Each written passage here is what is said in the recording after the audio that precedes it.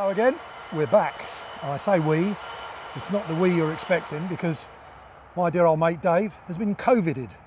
He's got the lurgy, he can hardly get off the couch and he's going to be missing out on this one. But I've got the best substitute possible. This is my mate Frank and we're going to go at this one in a different sort of way. Last time you saw us, we went off and did our own thing behind the thermals, pretty much sort of acting as like solo shooters, but this time I'm buddied up with Frank. He's going to be spotting and doing a bit of range finding for me. I'm also going to be using these sticks because most of the fences around here are electric and I do not want to be resting on an electrified fence. So I'm going to be propping the rifle on these shooting sticks and we're going to pretty much wing it from the start.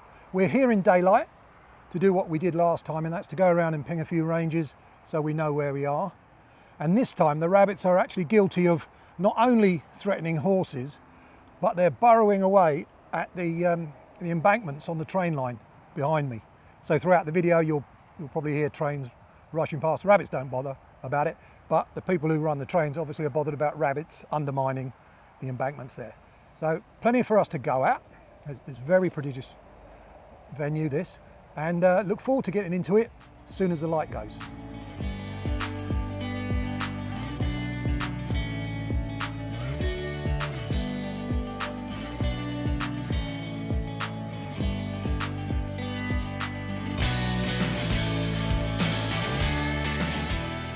What we got here is two obvious runs. You can see the indentations in the grass.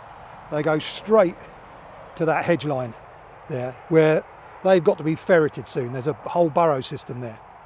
And from the last time we had a look around here, that's a really prolific area. But you can see where they come out, the path splits there, and for some reason or other, it goes there. They come out under there and out under there. It's like a motorway. It looks like a from there all the way through. Now in the old days, this post here, there would put a snare on that, about there, and as they went through, they got them. But we don't do that these days. But that's obviously where they're going to be coming out.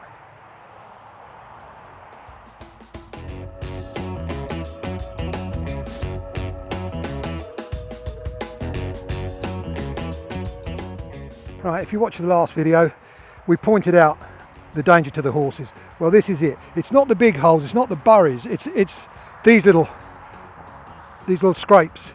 A horse moving along the edge of this fence line at speed, foot goes in there, crash. There's another one just down here. That's your problem. That's the real problem as far as the horse danger goes. They've been fighting there.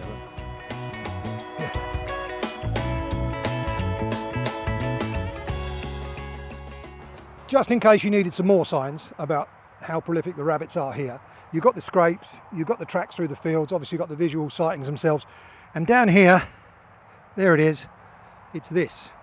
That's where they've been fighting. The bucks have been having a bit of a row, and you've got actual fur, and it's every 10 feet or so, just to give you an idea of how many rabbits are on this land.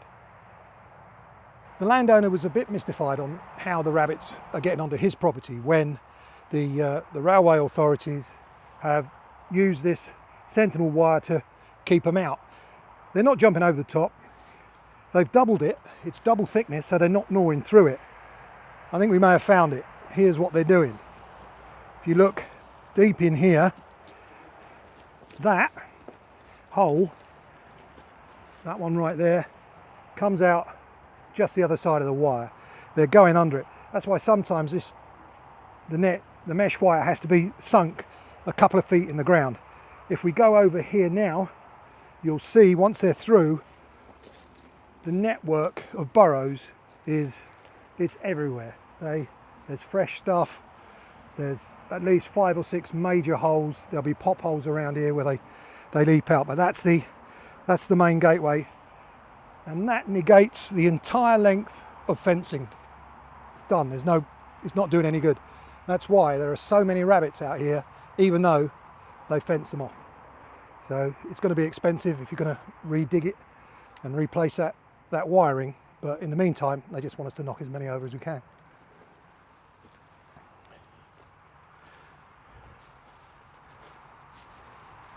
And yeah, here we have what you could call a work in progress. This is fresh diggings. You can tell by how dark the soil is, and they're on their way down to getting under that wire. They're down about 8 inches, 9 inches now, and give them another couple of nights, they'll be out. Straight under there. The cover behind here is just massive, thick brambles, won't bother them, so it's pretty much safe from predators, anything, certainly human.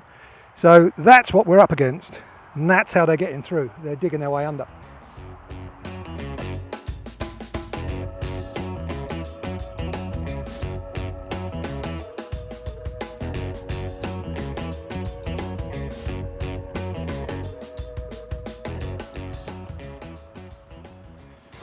Yeah, there it is. Look, it's a bit of a pincer movement here. They're going at it from both sides. They've obviously established warrens this side, and it's collapsing here, but they're not digging it there. They're digging it the other side. But they're through the first, definitely through the first layer of wire, and they're coming up to the last bit. And again, that's days away. And what they don't want is getting over there. They don't want them tunnelling under where the trains are going through. So this might be a bit bigger than shooting them, but we'll do what we can in the meantime.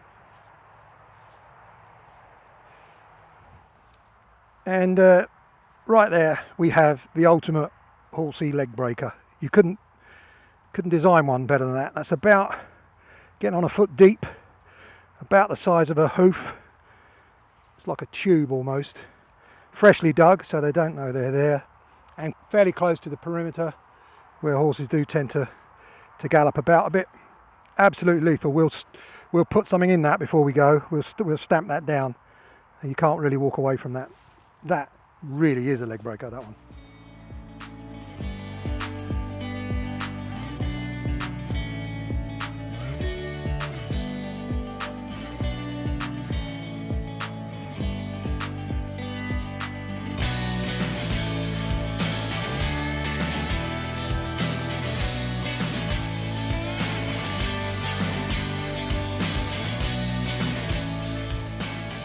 Right, we're nearly ready to kick things off. We've got pretty much the same hardware as last time, with the addition of the sticks. We've got the thermal, the XM30, we've got the spotter here, the Hellion 2, and I've got 2 magazines full of Norma Golden Trophy FT heavies. These pellets are proving to be a bit special, I've got to say. They're 9.4 grains, I think they are, which isn't too heavy, not too light. Nice 177 trajectory and good delivery of energy. Very, very accurate. Most impressed with these, I've got to say. I've got 2 magazines loaded up with those, so that's 20 shots in the bank. Ready to go. I've got my laser rangefinder in my pocket. And all we need now is a little bit more darkness. So we'll go and have a cup of tea and we'll get back to it.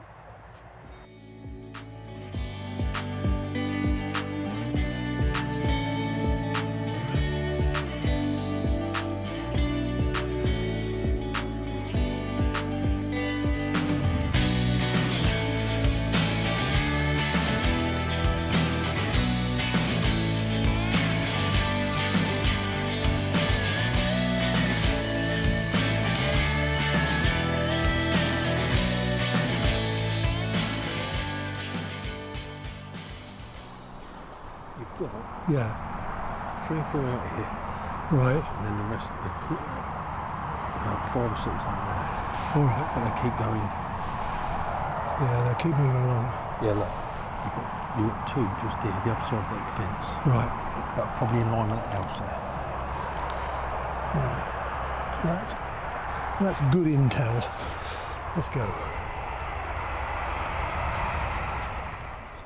Right. Yeah, you see the wire running straight through the base of his skull, which is where I want to hit him.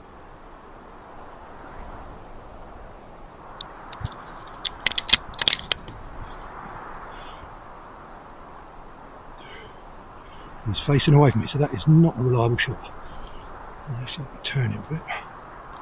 But look, that's what I tell you about thermal. That rabbit there you would never pick up anywhere else with any other device, but you know it's worth hanging about because he's going to come out. He's further out.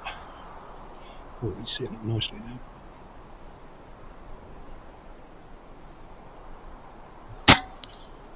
Perfect headshot, kicking over, lovely. Right, I've just checked him out through the spotter on the 9x mag, and his head is right. That is his head. There, got him. Pretty as you like. Thank you very much. Move on.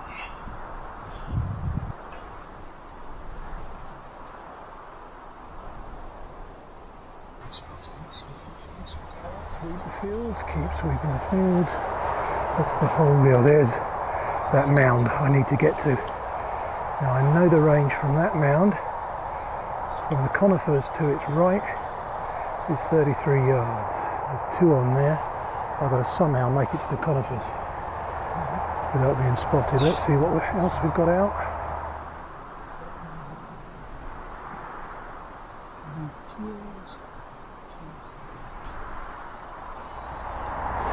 See, nothing's absolutely guaranteed. Made a slow way round here, and that mound was crawling with them. Now they're not.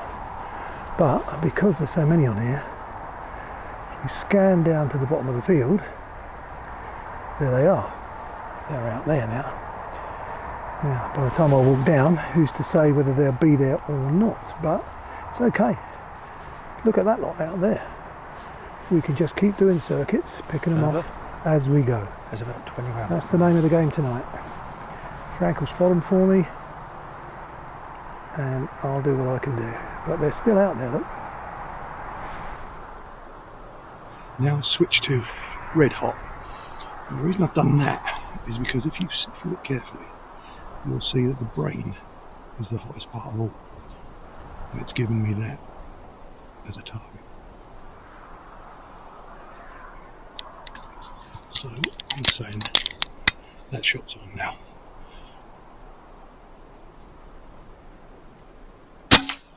But there it is.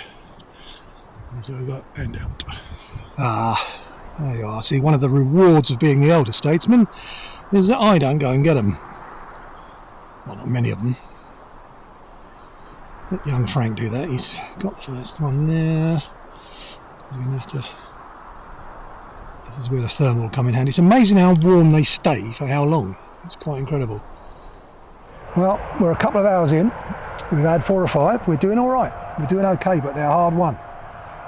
I got to say, when we first rocked up here and saw all those rabbits running around, I thought, this is it. This is just like the fairground, but it isn't. This is a tough shoot. I don't know why they're not shot at, but the only differences I can say are that they're not used to hearing footsteps on the ground, and with the vast majority of the rabbits are downwind of us. The wind isn't changing, it's pushing towards the rabbits, the main sort of block of them, and we can't approach them from the other side because that's not our property. So it's what happens with hunting. You know, just as you think you've really got it nailed, something comes along and it's not as easy, but we'll be all right. We'll carry on. We'll do what we can do, but it's a lot tougher than we thought.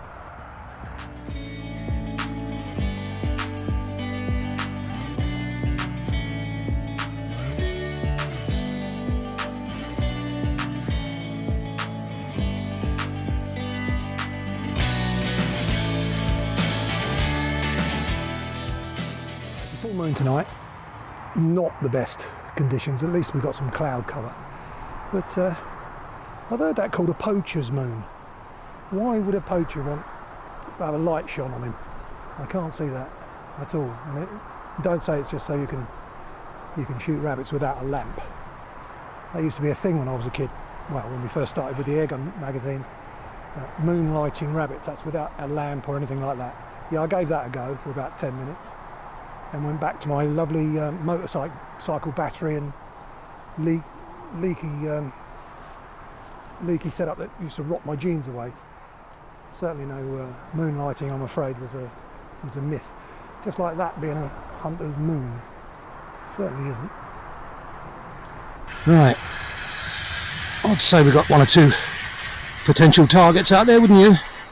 Even the train rumbles past, but they don't care about that at all. Now they're on a paddock. He is definitely shootable, that one there. But you can see the extra glow from the head area. So obviously that's my target. So see how much the difference between a distant rabbit and a close one. You get to sort of almost judge range by intensity. But we're not going to be short of a target or two by the looks of things. Yeah, there's a few out there. Bit of a seriously high-tech technique for you here. If you're loading a mag in the dark, you can't see everything properly. Always give your pellets a little bogey roll so you can feel if the skirts are dented. All right, before you drop them in the mag. Then you won't be shooting deformed pellets and missing your target. Right, we've got a couple there now. They're at a fair range, 40 yards on the nose. Perfect shot, thank you very much. Let's see if I can move on to the next one.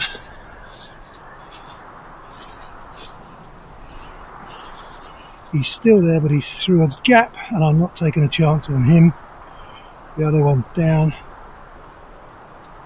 Nope, not happy with that shot. I can just get Two squat. yeah. He's right to the edge.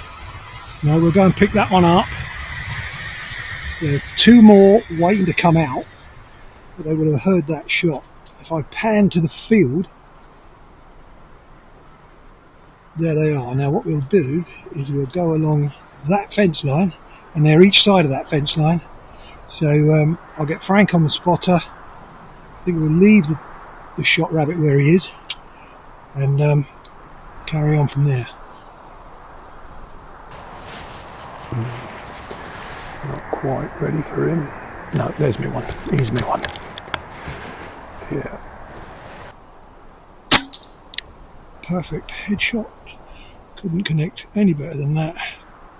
Down, finished. Right, that one's too far.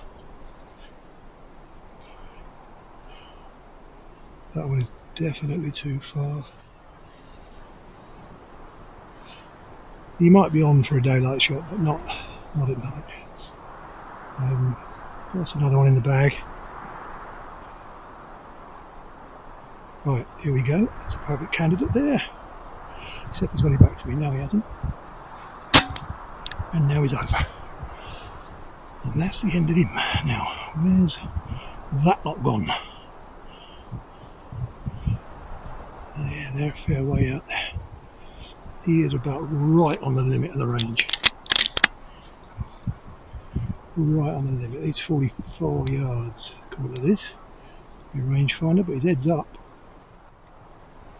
His head's down now. Oh, that's the way to do it. Right. Well, that's the culmination of a whole routine. Mini skills. I didn't realise I would have to learn how to deploy these things smoothly, quickly, evenly. They're absolutely brilliant. Trigger there, drop the legs, drop the base. Do you know what would be really brilliant, I think, on this shoot I've learned?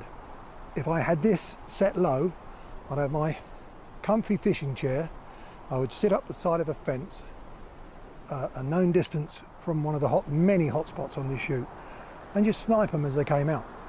That would be a really productive tactic. Be a bit clinical, but it'd save me about 15 mile of walking, what I've done tonight.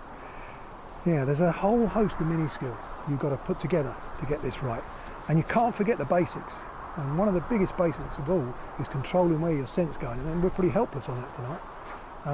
So even with all this technology, it's a magnificent thing, it really is. But without your core hunting skills, you'll never make the most of it. Now, got to say, and I may be as guilty of this as anyone, but people believe this thing is some sort of magic ticket to hundreds and hundreds of rabbits. It isn't. It's magic as far as spotting them goes, but all the old rules still apply when it comes to actually dropping them.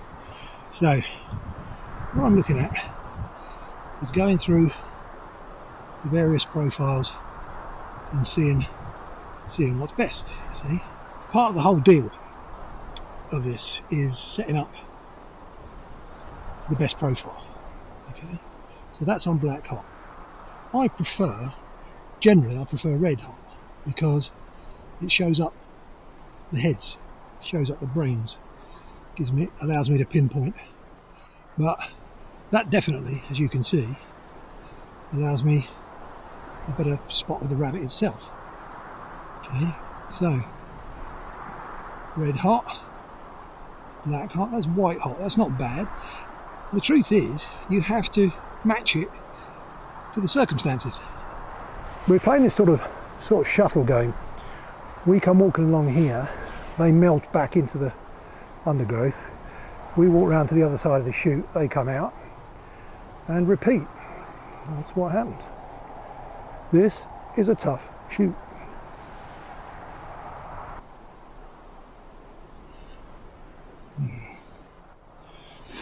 There's plenty out there, but they're all the other side of the fence.